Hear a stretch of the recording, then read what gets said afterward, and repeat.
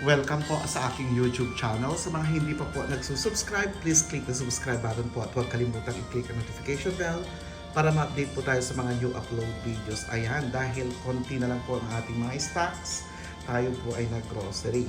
Ayan po, buhay OFW. Siyempre po, ang una natin binili ay ang ating bigas. Ayan, ayan po ang ating bigas.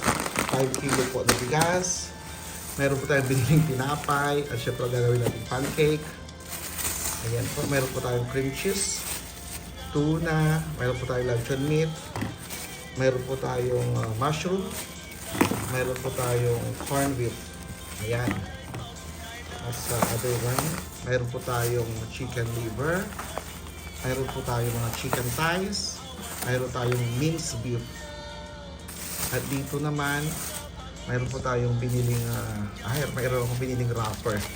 Ayan, mayroon po akong spring roll wrapper po.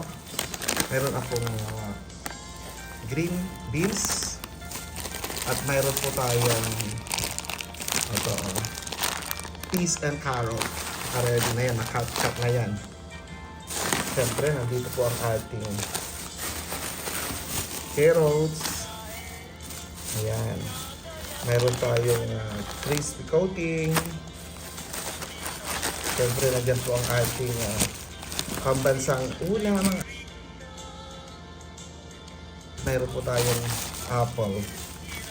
Ayan po. Siyempre, nandiyan din po ang ating chichirya. Ang ating Doritos. Siyempre, yung ating cosmetic. Alam nyo na po ang ating pan po sa mukha.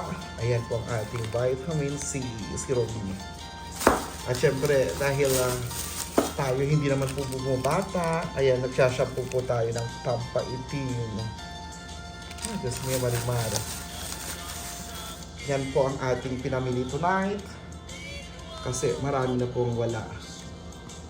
Ayan.